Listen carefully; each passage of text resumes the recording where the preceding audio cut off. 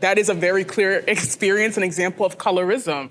Like, it is real. It happens. When like, you're I think lighter, yeah, people treat you differently. like, that's They what I think really this conversation do. really needs to center on. Why is it societally that being lighter skinned has very clear material advantages?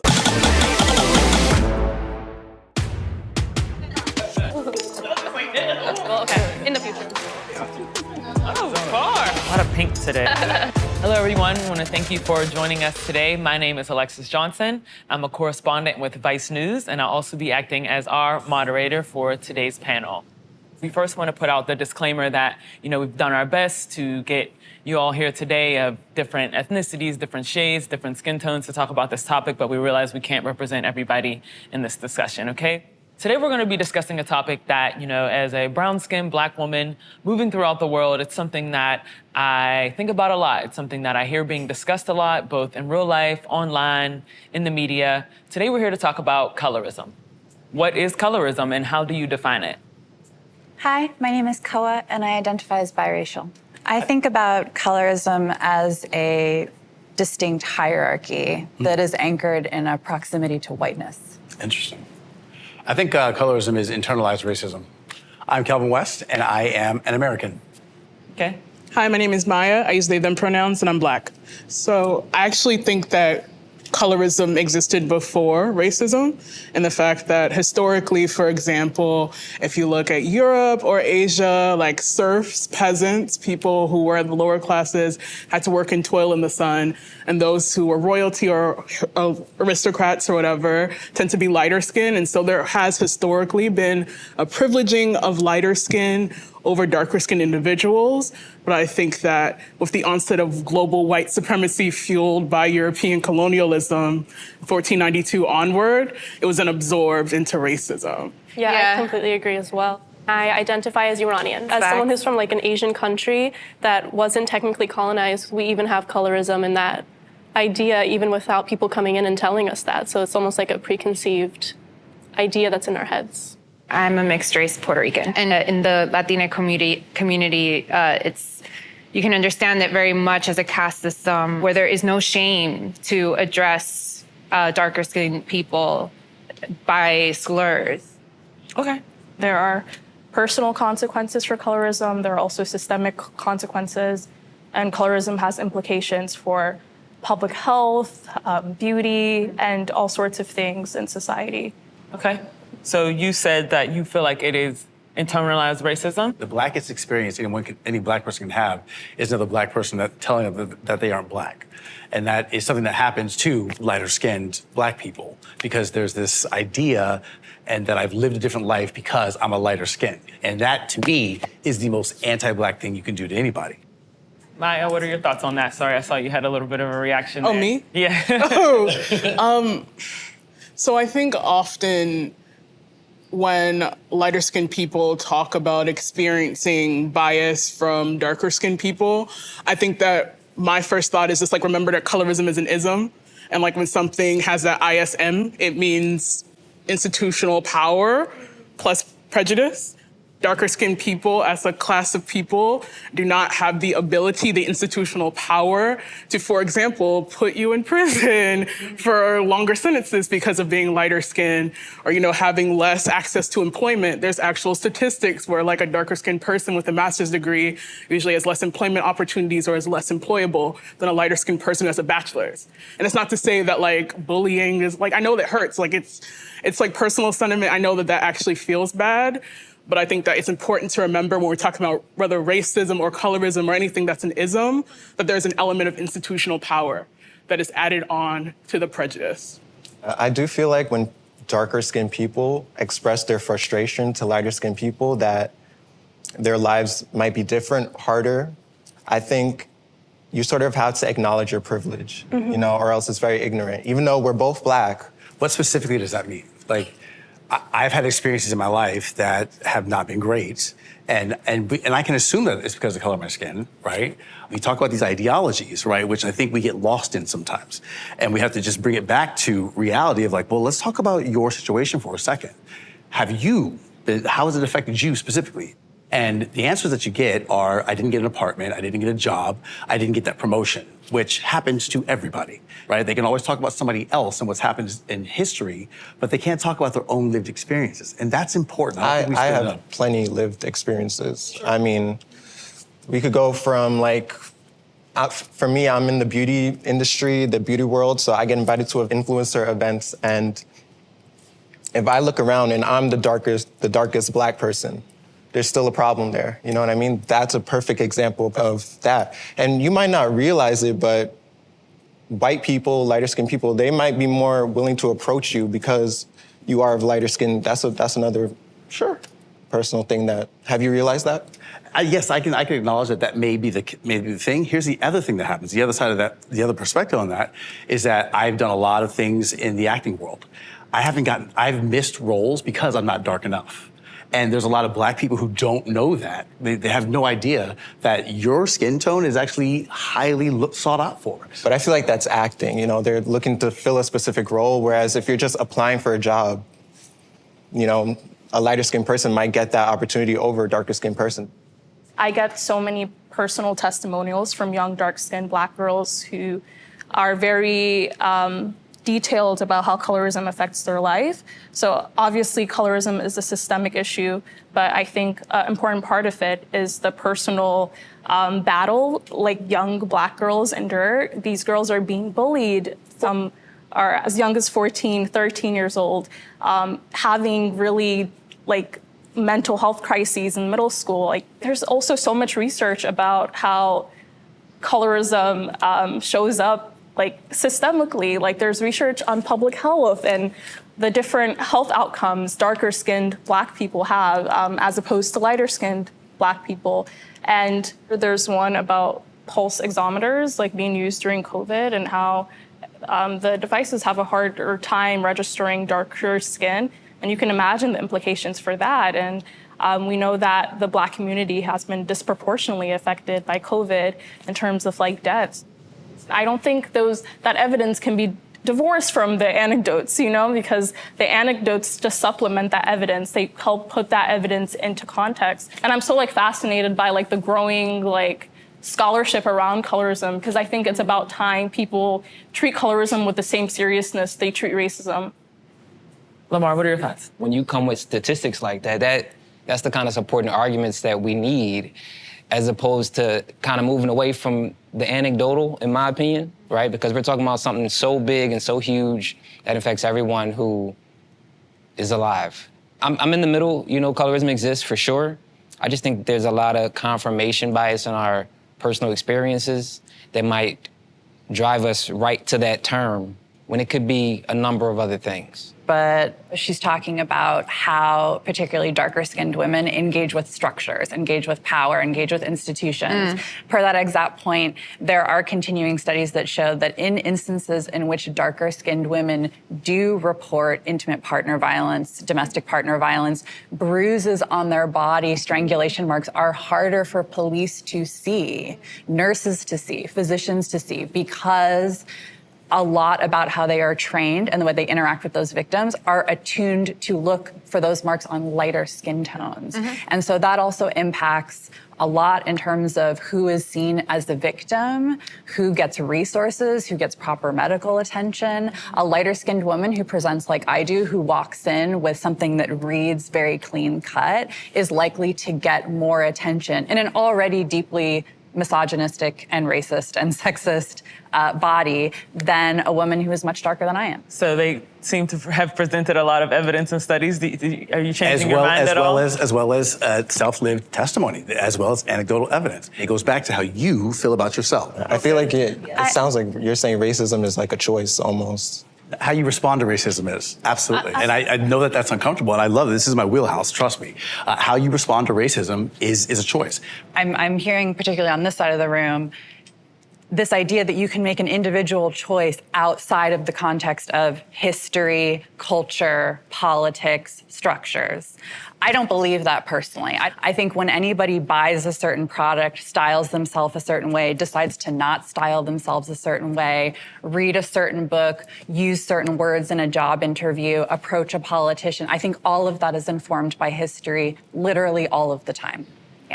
we don't want to talk about anybody's individual experiences of it unless it's an experience that is affected by colorism in the way that you guys are comfortable with it. Colorism also happens on the other end. When I talk about the internalized racism and how lighter skinned voices, they don't get heard, they don't get pushed out there within the Black community, that I get eye rolls, I get, people, there's a reaction to that is very negative and not welcoming. And I'm not in the business of denying people their lived experiences, like who am I? But I think we can also acknowledge that those things happen. Like lighter skinned people have like certain experiences where they feel invalidated because of their complexion. And we can also can you acknowledge that colorism affects lighter skinned people? There's no such thing as reverse colorism. Same way there's no such thing as reverse racism, reverse sexism, any reverse-ism. That's what I believe. Okay, and that's your opinion. I respect it. That's I your opinion. agree in the sense that the experiences you're talking about that circulate around like all this coded language of like you're not actually Black or you're not Black enough or like quantifying. Which also happens with white people. I just want to let finish that. speaking. Yeah, I'm sorry. I just want to add to your point. Go ahead. I have experienced versions of that myself, and I do not consider that to be colorism. Colorism is distinctly about a system and resources and visibility and autonomy within those systems. Like, to add on what she said, like, about the whole bullying and things, like, that actually does happen. Like, I've been bullied just for, well, I consider myself as brown skin, but back then I was, like, really dark skin. And I did lighten up, like, probably 2 shades, maybe 3 shades because of it. Can you tell me why you started to bleach your skin? It's like you growing up in school, you have mainly guys making fun of your skin color and calling you charcoal, calling you dark. So growing up, you just start to feel like, oh, okay, no one likes me because of my skin color. Like, okay, I see. So that kind of does something to your head, you feel me? And also we have social media. They do praise lighter skinned women, Latinas, whatever, pale skinned women. So that kind of makes you feel like you're not desired, you feel me? So, and that's why I started bleaching my skin. That's why I started skin lightening because of it, And people that do buy my stuff, like, they do tell me that it's helping them feel more confident. And I know it's kind of sad, but it's like, that's the society we live in now. So when people buy your stuff, can you talk about your business and what it is that you sell? I sell skin bleaching cream. Pretty controversial, I know, but I do have negative comments. People saying you hate yourself, you wish you were white, this and this and that, you're a follower, like, just a lot of stuff, but I don't really listen to it. I really don't care.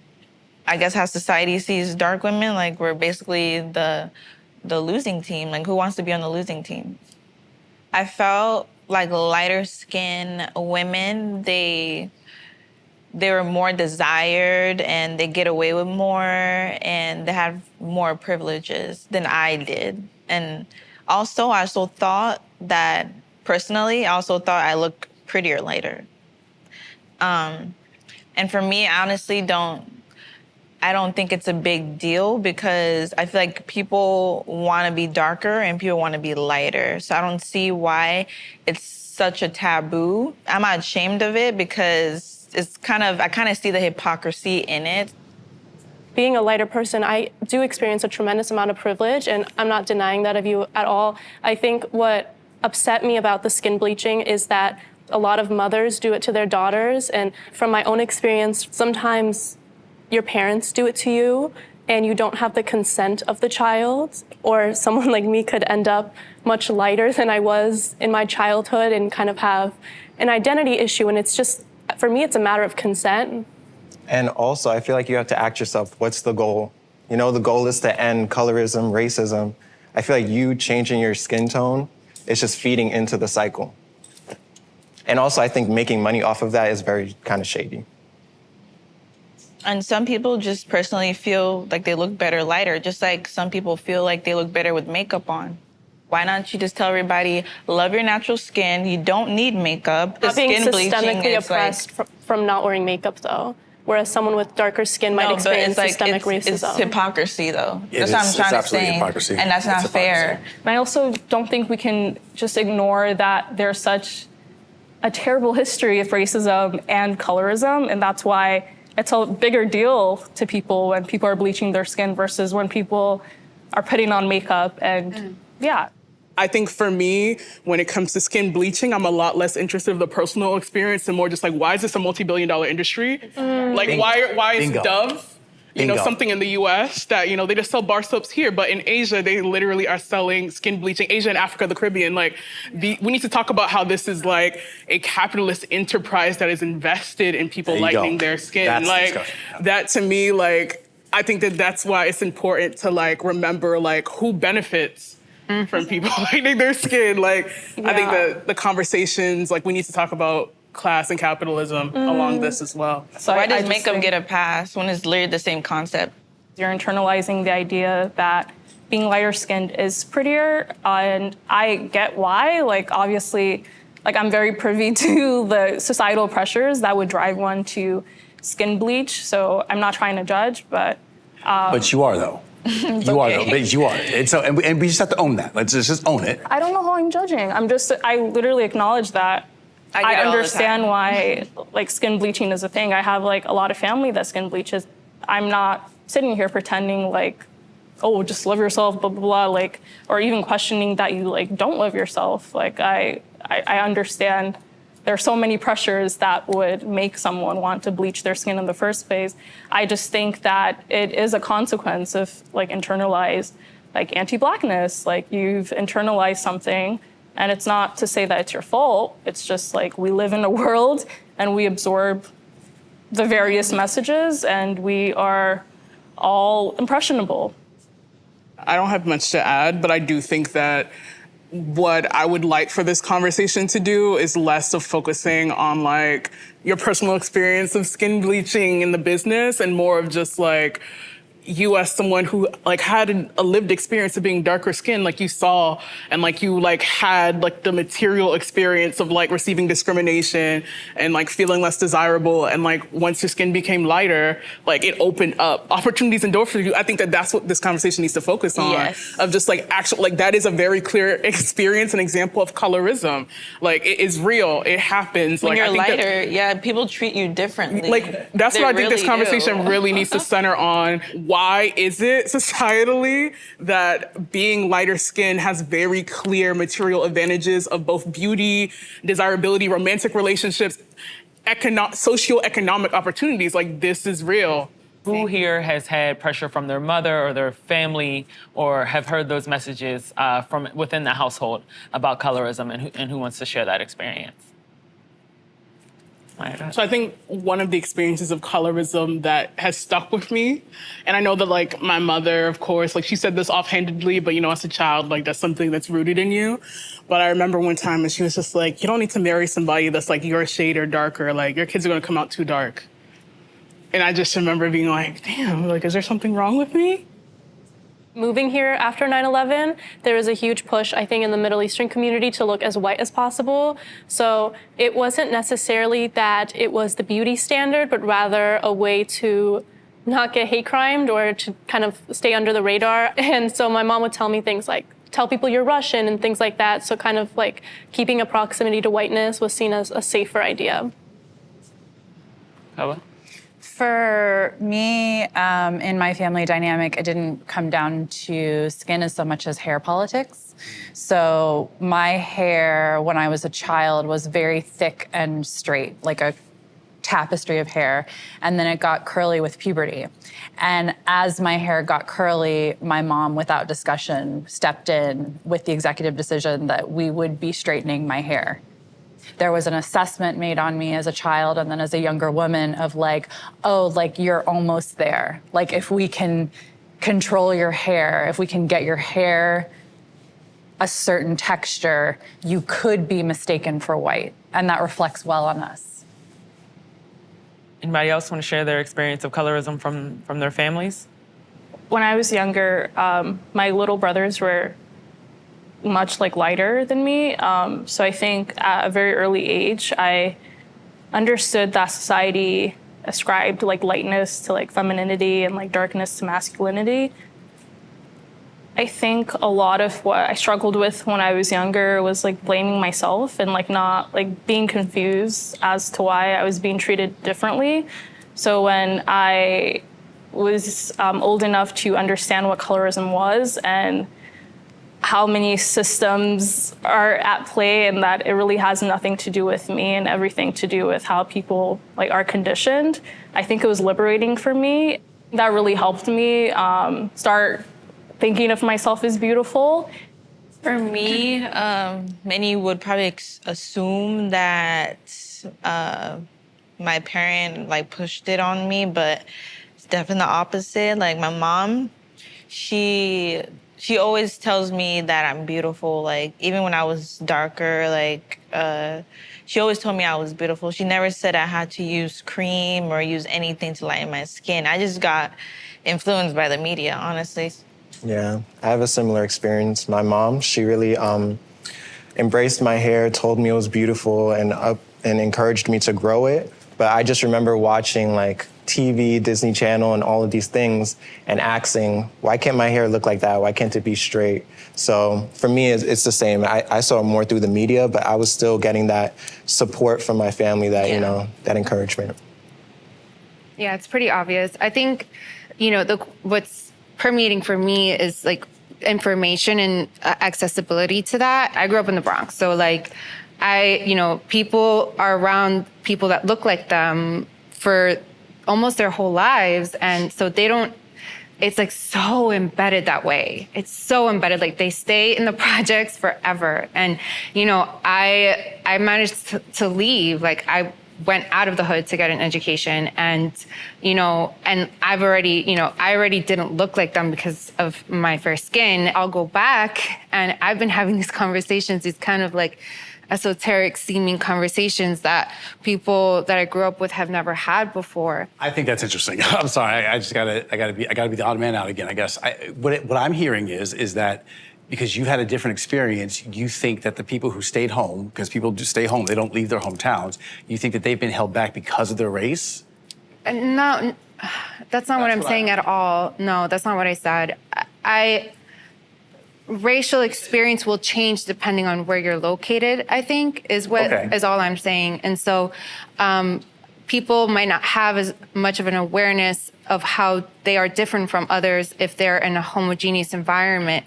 So it isn't until they experience something different and are in an environment of diversity and of different experience that they see, oh, wait, maybe I am of marginalized experience. And then they bring that back, and, you know, they can try and pretend like they never saw that, but, you know, and try and integrate back into their home life, but that's impossible. You can't unsee it. So we've talked a lot about some of the systems that contribute to colorism, but let's talk about the media and the cultural aspect. I noticed like there's like an oversaturation of like lighter skinned biracial women who are sort of like meant to be like the representatives of like blackness on TV. I also think representation definitely can't fix everything, right? But I think seeing more dark-skinned women in the media, like Lupita Nyong'o, who's just like gorgeous, I was like, well, if she's beautiful, it's like, why do I think like dark skin is ugly? And I think it becomes frustrating when you feel like you constantly have to wait for representation, like everyone will get representation before you. And even when we are presented, we're presented as ghetto and loud and like we're not meant to be in a relationship. Like we always like stress our partner out. We're annoying. Like we complain a lot, and it just sucks. Like I was saying, like it does do something to your head. And I personally feel like Black women are at the bottom of the barrel. Like nobody wants Black women. Like nobody desires Black women. They basically think we're trash. And that gets to your head, especially when you have a whole bunch of, you know, even celebrities, like men, Black men, like wanting to be with white women or lighter skinned women. It makes you feel like you're just not wanted. And it makes you feel like you want to join the hype. We have made a lot of progresses in the campaigns. You do see a wider range of shades, but why is that all of a sudden a trend? You know what I mean? I'm happy it's happening, but I feel like this is something that should have been happening, you know? And also, a lot of the time you can put these wide ranges of shades in front of the lens, but my question is, when I show up to set, what's the crew giving, you know? Where there are people of color helping formulate the formulas of the product, you know? It's so much deeper than just what you see in front of the lens. I do worry sometimes, like Isaiah said, there will be, and again, I use this word very intentionally, moments, but it often gets translated back into the culture as a trend. Trends are not lasting, trends are not legislation, trends are not resources, trends are not restructuring of ideas and resources. Let's bring it back to social media for a second. What do you think first when you hear the word cultural appropriation? Cultural appropriation to me is not braids that are being stolen or something, or things that are, you know, people. If somebody can do braids and they want to do braids, they can do braids. That's not cultural appropriation to me. It might be cultural appreciation, and I think that that's something that is looked over a lot. I think that cultural appropriation comes in place where, like political parties will use struggles of Black people to get laws passed or something like that. That to me is cultural appropriation. When it comes to cultural appropriation, the reason why, for example, indigenous peoples of the Americas don't want you wearing a headdress is because what has happened for the last 500 years, like literally acts of genocide, being put in boarding schools, like literally being killed and discriminated against and experiencing real harm for like being able to wear their cultural traditions. We're talking about the Black hair textures discrimination legally because it happens, because there are like, for example, schools, like workplaces, like various forms of employment that say that like you as a Black person having this Black hairstyle will not be accepted. Like, we're not okay with that. And so when I see a white girl wear Fulani braids or type of braids, whatever type of braids, I'm just like, you're never gonna experience in the way that like a Black person is for wearing their own cultural traditions, like real like socioeconomic discrimination. Like, I don't know. I just think that I'm over it. I kind of wanted to touch on like the idea of cultural appreciation. And for me, I do love when people take certain aspects of my culture and when they credit it to mine. And I think oftentimes we can see on TikTok and other medias, like sometimes white people act like they thought of an idea that's like historically existed. And that to me is not appreciation anymore. The line for me is just between appropriation and appreciation is benefiting. You know what I mean? If you do something that a culture has been teased about, put down about, and then you put it on now that it's a trend and you're benefiting from it, you're getting these followers, you're able to raise your prices because of that. All of these things are really detrimental and they're kind of heartless. With these platforms that are new and are emerging, the same dynamics are mirrored back to us, whether that is racism, colorism, misogyny, Islamophobia. When we have new platforms like this, they are not bigger than these things. They do not exceed these things. They literally just mirror back these same realities, these same problems, these same dynamics. If not amplify them. And if you're looking for racism, you're going to find it. If you're looking for colorism, you're going to find it. And I think, and that's not, I'm not trying to negate anybody's lived experience, but I think that there's also a thing in life that if you're looking for something, you can speak it into existence. Elmer? Yeah, so to speak to that, let's say me and Kelvin were in a group chat with a non-Black person and they sent a gift that could be considered a Black gift. I think it's, and I accuse them of digital blackface, but he doesn't.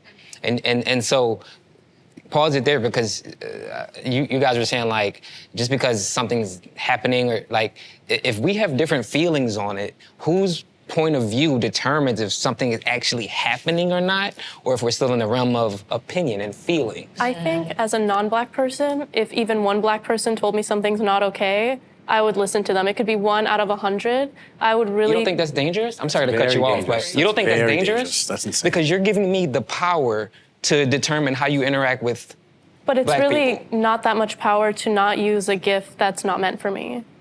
Who said it's not meant for you? If we create content as Black people, we're not posting it on a website where only Black people can get into. We're sharing it with you. I think people get offended when you when people misuse the content that we have and abuse it. But I can't tell you what GIF. I mean, if it has the N-word in it real big, I'm gonna take offense to that. But you already knew that. You already knew that. But if it's like a niche, popular black person who does comedy and you post their GIF, I'm not gonna say, well, hey, slow down. Like I don't have that kind of power to tell someone that, and it's dangerous. I feel like you're like devaluing people's like feelings. You know what I mean? It might not offend you, but let's say you're in a group chat and it bothered him. Why can't you just acknowledge that it bothers him and not you? You know what I mean? Some people have different feelings on different things. Well, but here's the thing: simply disagreeing does not mean I'm not acknowledging your feelings. Okay. We can disagree because I'm sorry. I'll just finish real quick. Yeah. If But you're saying that the event she of shouldn't say digital it's blackface, blackface but is if it feels like it determined is. by the viewer. I think in general, like GIFs, like reaction memes, there's a sort of like flattening of people because it's like we only know that person in that context to make us laugh. But I think with like digital blackface or whatever you want to call it, there's the added like aspect of like historically black people being used as like comedic relief. Like whether if you think back to like actual blackface shows and like white people painting themselves like pitch black and like doing things that they think will make other people laugh, like different like black stereotypes. So I definitely think like there's an aspect to that. Destiny, how about you? How social media affected your view of colorism? Like with social media, light-skinned people are important and they're pretty and this and that. And that's the same thing I want to feel. So, and there's a lot of benefits that come along with it, and I want the same benefits. And I'm be honest, I want the same benefits. Like I don't care. How do you feel hearing that, Maya? Interesting, you asked me. First thing that came to mind was thinking about Lil' Kim and how like so many people in 2022 be like, you look so good when you were darker skinned. I'm just like, but y'all treating her like shit. Sorry for cussing, but it's the truth. Like she literally said like, all the people I was dating would leave me for white European girls. Like y'all like talked about my nose, you talked about my featureism, and just she wanted an easier life. So I'm just like, I think about like, why are there so many material benefits to being lighter? Also, how do we make a world where darker skinned people don't have to do this, like don't have to. Like, I think that I'm interested in creating a world or like moving towards a world where we don't have like these very clear, like straight up pigmentocracy, like straight up like hierarchies of shade that are like rooted in anti-blackness, that like are influenced by white supremacy, all of these things like that are interconnected with one another. I really feel like it's never gonna change.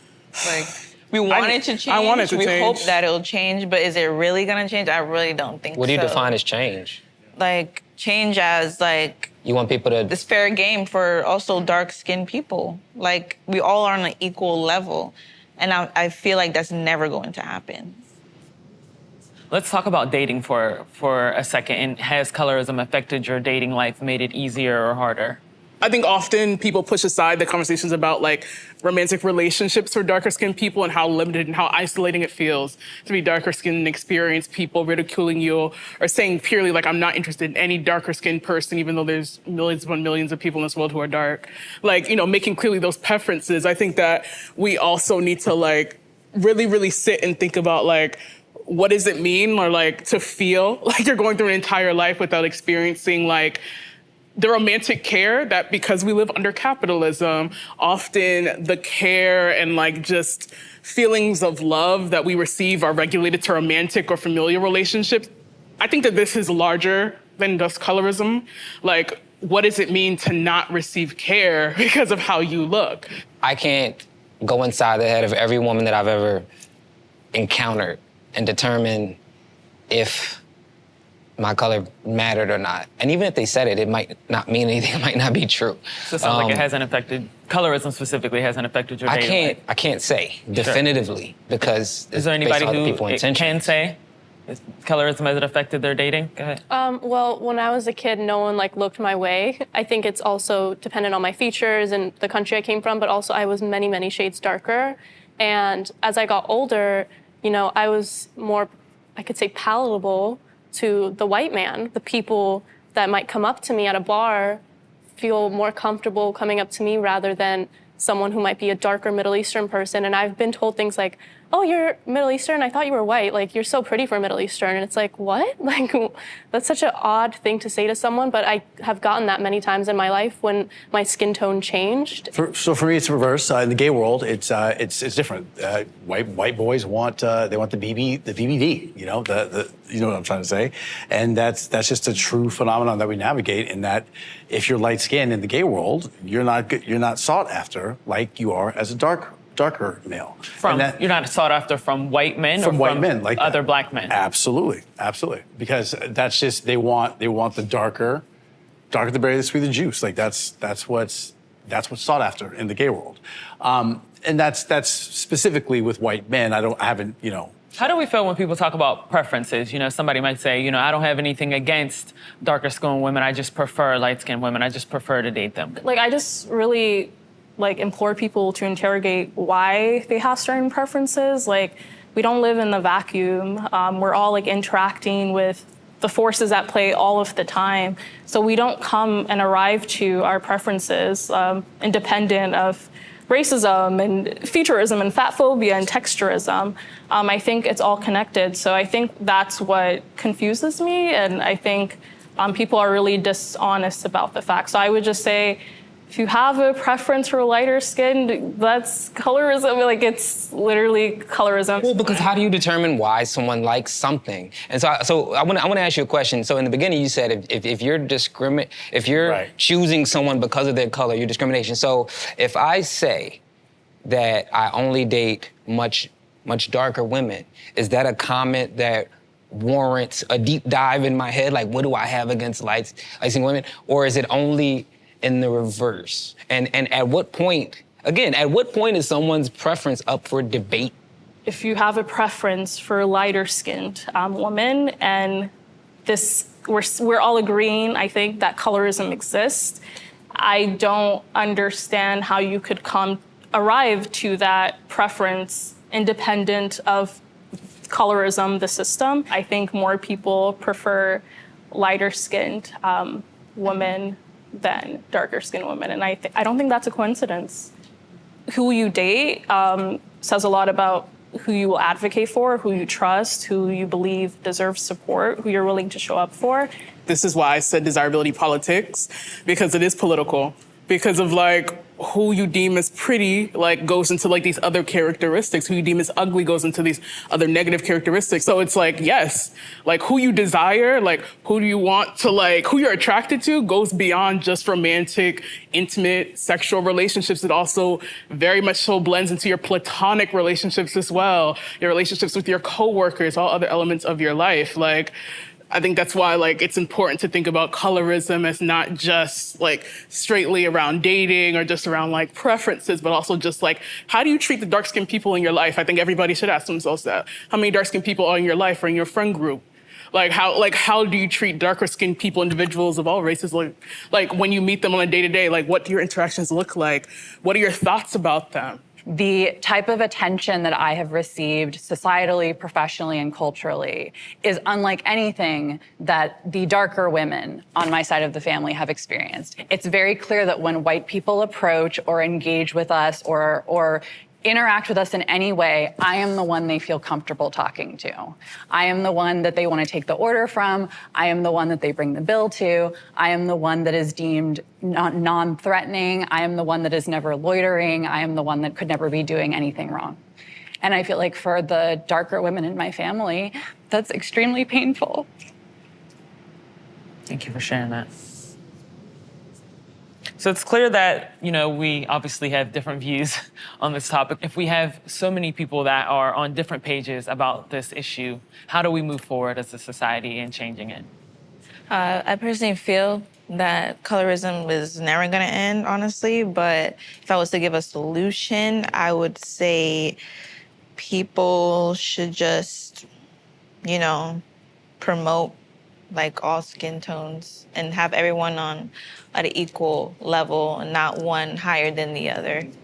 One solution, or one kind of tiny bit into the solution, would be just more media representation. Yeah, I also think it starts, of course, in the home, the way you talk about it, but I think people that are in positions of power need to use their power, whether that be black people or white people, use that power to show darker skinned people in the media. You know, we need to see more of it. The first thing you want to do is accept yourself. And then I think you're a little bit better equipped to fight against these things. I think I want to kind of empower folks who don't think that they can make a difference. Yeah, and encouraging people to be more critical about their proximity to whiteness and how they take up space is one where, like, at least at the local level, we can maybe start to see some shift and change. Get out of your echo chambers. If you are around people who are saying the same things and they're thinking the same way that you do, you are part of the problem. I think that anything that we do to address or not address colorism will happen collectively and will happen across gender, across race, across class, across ability, and that purporting individual solutions is false and also very seductive. Yeah, I would say I implore people to believe that change is possible on many fronts, like on an individual level, like changing internally how you feel about yourself, your self-esteem, and also on a systemic level, demanding that the systems serve people who historically have been antagonized by the system. I think those two things should not be divorced from each other. In terms of solutions to colorism, I would like to see these conversations prioritize the voices of, like, not just darker skinned people who have the lived experiences of colorism, but also like folks, or like usually it's darker skinned people who've like done research and like have expertise on like understanding the system of dominance. Like, I think that I'm really, really tired of seeing lighter skinned people like say the exact same things and parrot the voices of darker skinned people and get claps and applause while darker skinned people received antagonism, replicating colorism. Okay. I want to thank you all for giving us your time today. I know it was got pretty intense at times. It's a difficult conversation, but it is an important one.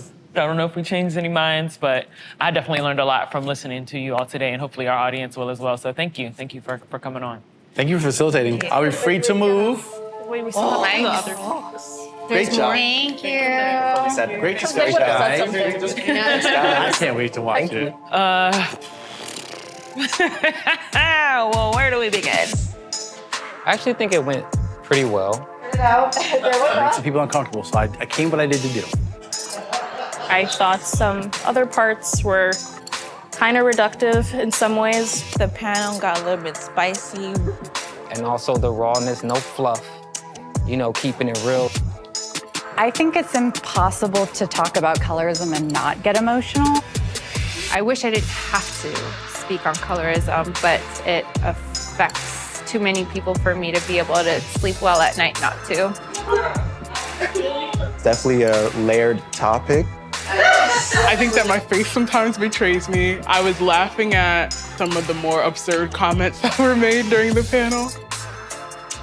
Colorism is sad, but it's a society we live in now, so we can't really do anything about it. We all have to believe that change is possible for change to happen. Colorism sucks. It's real. That would be my final thought.